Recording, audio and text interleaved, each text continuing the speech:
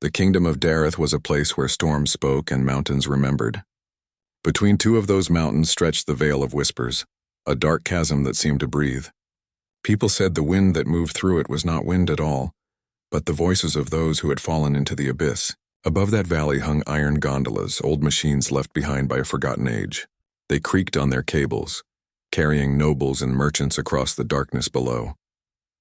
On a gray morning filled with fog, Aaron Valimir stood at the edge of the valley, watching one of the gondolas sway in the wind. He was not a knight or a soldier, but a scholar of ancient runes. His late mother, once the queen's healer, had taught him to listen, to the earth, to the rain, to secrets that hid in silence. She had died when he was a child, leaving behind only her journals and a half-remembered lullaby about the woman who watches the storms. That woman, he had learned today, was real. Her name was Lady Seraphine Dravor, the royal enchantress, his mother's best friend. She had sent for him through a sealed letter, written in ink that shimmered like tears. "Come to the Vale. There is something your mother left behind, something waiting for you." Now as Aaron stood beside the iron rails, the skies began to groan. The gondola that carried Lady Seraphine was halfway across when lightning cracked against the nearest cable. The entire line shuddered. The gondola stopped. Guards and servants screamed below, but none dared step onto the old support bridge. It was said to be cursed. Aaron's heart pounded. Through the mist he could barely see her, trapped inside the hanging cage, her silver cloak whipping like wings. Her voice rose faintly over the wind. "The gears are locked," she shouted. "The magic's gone dead." He had no plan. He had no armor, no training, no power, but he had been called here for a reason, and the reason was hanging between life and death. Aaron grabbed a coil of rope from a guard's trembling hands. "Hold the line," he said. "If she falls, we both fall." The men tried to stop him. "That bridge is cursed," one cried. "The whispers take your mind." But Aaron was already running across. The bridge moaned beneath his boots. Mist rose from the abyss, cold as breath. Every step echoed like a drumbeat from the heart of the world. Halfway across he began to hear them, the whispers. Soft voices, sat endless. "Seraphine, forgive us. The queen is gone. The queen is gone." He stopped, staring into the fog. His mother's name drifted among the voices. He wanted to cover his ears, but something told him that to fear the whispers was to give them strength. So he kept going. When he reached the gondola, he saw her clearly for the first time. Lady Seraphine was tall and graceful, her hair the color of moonlight bound with silver clasps. Her eyes were a strange pale gold, tired yet fierce. Even trapped, she looked like someone who ruled the storms themselves. The air around her shimmered faintly, as if the world itself bent to her presence. She looked at him with surprise, and something else, something like sorrow. "You shouldn't have come," she said softly. "This place doesn't forgive trespass." "You called me," Aaron said. "You said my mother left something behind." Her lips curved faintly. "And now I see it was you." Before he could answer, the gondola jolted. One of the cables snapped loose, slamming against the side. The metal floor tilted dangerously. Aaron grabbed the edge, holding on as wind howled below. "Hold still," he shouted. "I'll pull the lock open." The gondola was shaking violently, swinging like a pendulum. Aaron climbed along the side cable, fingers slipping on the cold iron. Every movement sent sparks of pain into his hands. Below him the fog stirred and faint shapes moved within it, shadows with hollow faces. The dead watching. Finally he reached the top lock, a rusted lever bound with runes. He remembered his mother's teachings whispered to him in candlelight when he was small. Old magic listens to truth, not force. He pressed his hand over the runes and whispered, "Release." Light flared. The gondola steadied. Slowly it began to roll toward the other side of the valley. Aaron exhaled shakily, hanging from the cable. His arms burned, his breath misted in the cold air. Then he felt a hand grab his wrist, strong, warm, alive. Seraphine pulled him into the gondola with surprising strength. He fell against the wall, gasping. She was close now, her eyes studying him, her expression unreadable. "You bear her face," she murmured. "Your mother would have scolded you for this kind of bravery." "I didn't come to die," he said weakly. "No," she said. "You came because the past is calling." As she spoke, lightning struck again. The world flashed white. Their hands brushed and a sharp pain seared through both their palms. Aaron cried out, clutching his hand. A glowing mark, shaped like a spiral sun, burned on his skin. The same mark shone on hers. Seraphine's eyes widened. For the first time, she looked afraid. "What have you done?" she whispered. "The veil has chosen." The gondola reached the other side. Guards rushed forward, but Seraphine raised her hand sharply. "No one touches him," she commanded. Her voice was quiet but absolute. "He is bound." Aaron looked at the mark on his palm, glowing faintly even in the daylight. "Bound?" he asked. "What does that mean?" Seraphine did not answer immediately. She stared at the horizon, where the storm clouds were folding into themselves.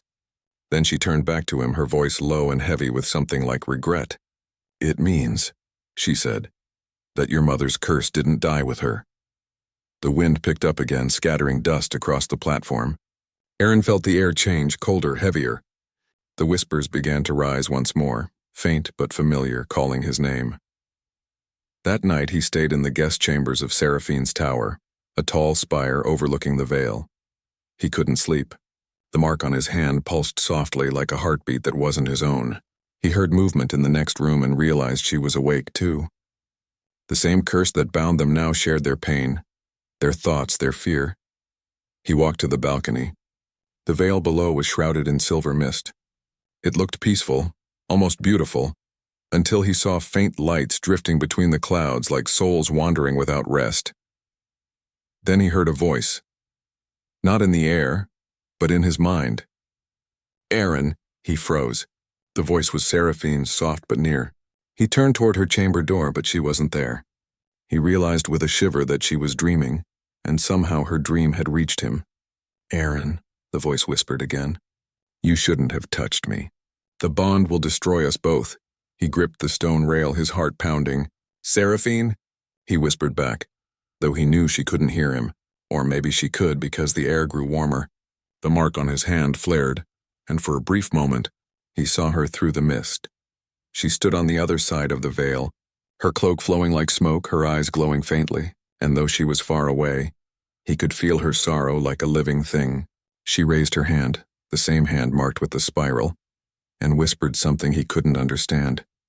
The image vanished.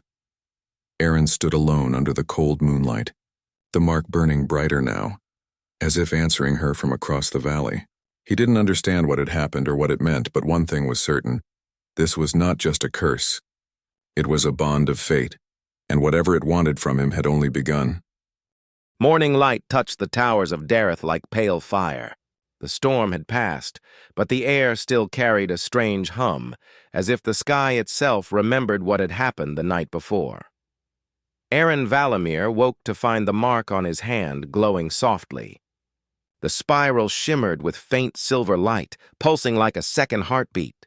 When he pressed his palm against his chest, it burned, not painfully, but with a warmth that felt alive.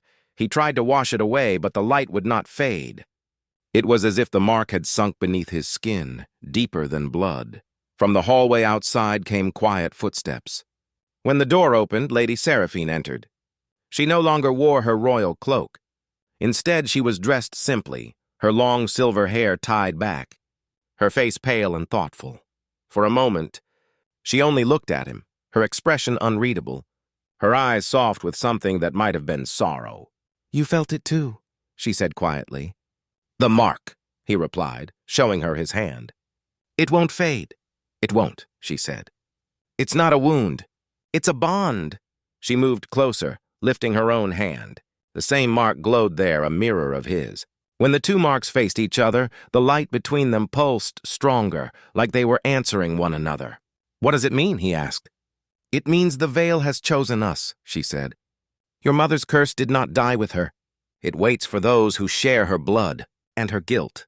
Aaron frowned. "My mother had no guilt. She healed people. She helped the queen." Seraphine's eyes darkened.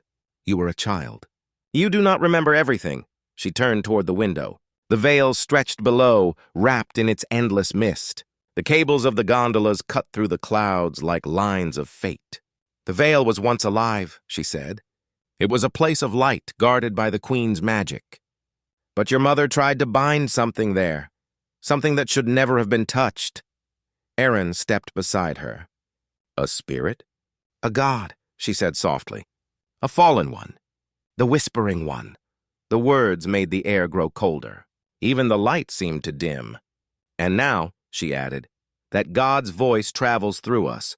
Through this bond. Erin stared at her. Then why did you call me here? Seraphine looked at him, and for a heartbeat, her proud, strong face seemed to tremble. Because I thought the curse was weakening, she said. Because I hoped to end it before it reached you. But when you touched me on the gondola, it woke. He felt the mark throb in his hand as if it knew the truth she spoke. Then free us, he said. You're the royal enchantress. You must know how, Seraphine smiled sadly. You think I haven't tried? I've spent half my life searching for a way. The veil answers to no spell.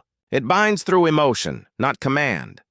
Emotion? Fear, guilt, longing, every feeling feeds it. The more we try to escape, the tighter it holds. She looked away then, her voice growing soft. And now it has found a new chain. Our connection. That evening, the two of them sat in the great library of her tower.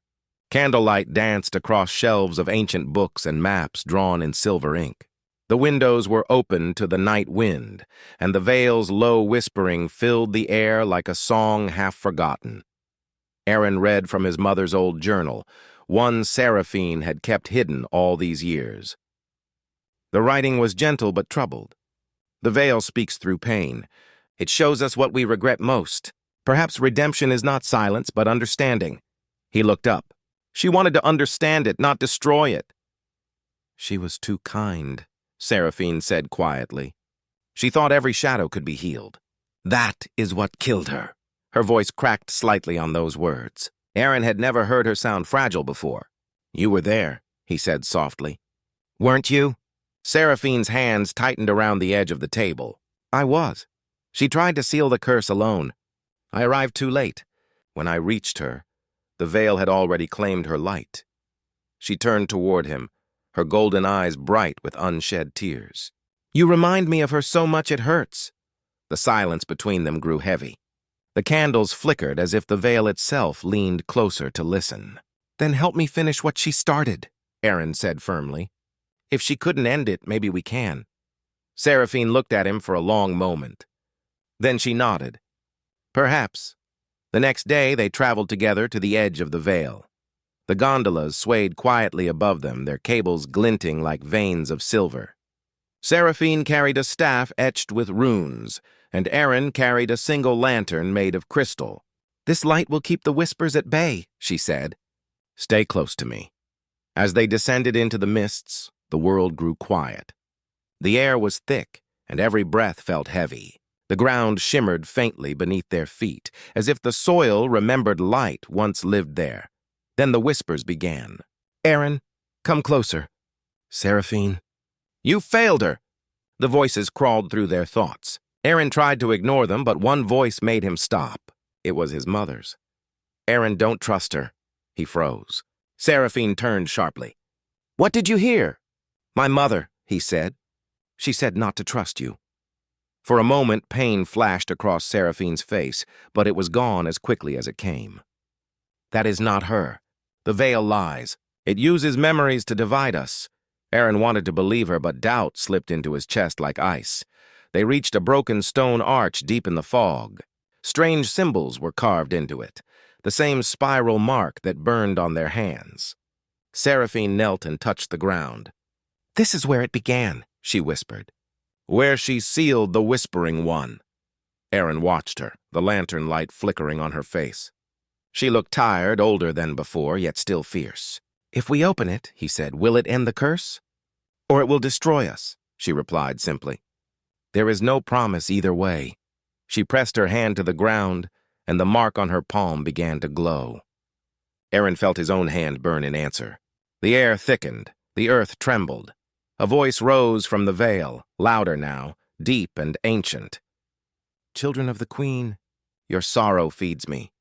The mist swirled violently. Shapes began to form within it. Tall, shadowed figures with hollow eyes. Erin stumbled back, raising the lantern. The light pushed them away for a moment, but not for long. Seraphine's magic flared like silver fire. She stood between Aaron and the shapes, her staff glowing with runes. "Stay behind me! You can't fight them all!" he shouted. "I don't need to. I only need to hold them long enough for you to leave." "No! I won't leave you here!" She turned to him then, her expression soft but firm. "You have her courage, Aaron. But courage without wisdom is death." She lifted her staff higher, whispering words in a language older than men. The ground cracked open, and light poured upward like liquid gold.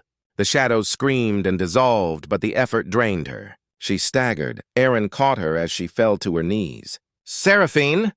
Her hand touched his cheek weakly. "You have to go. The veil will not stop until it claims one of us." "Then it will claim neither," he said. "I won't leave you." Their marks glowed brighter, the light between them weaving like threads of fate. The air grew still, and for a heartbeat, the veil seemed to listen. Then, without warning, Seraphine's mark flared painfully bright. A surge of energy burst outward, throwing Aaron back. When he looked up, she was standing in the center of the broken arch, her eyes glowing white, her hair floating as if under water. "What are you doing?" he shouted. "I'm giving it what it wants," she whispered, a soul strong enough to silence it. The light grew so bright it burned the mist away. The last thing Aaron saw was her face, calm, sorrowful, and full of something like peace. Then everything went dark. When he awoke, he was lying on the riverbank at dawn. The veil was silent. The mists had thinned. The gondolas hung still in the morning air, but Seraphine was gone. Only her silver pendant remained beside him, glowing faintly. He touched the pendant and felt her warmth still there. The mark on his hand no longer glowed, but deep within, he could feel her heartbeat. Slow, distant, yet alive. "You said we were bound," he whispered. "Then wherever you are, you'll hear me."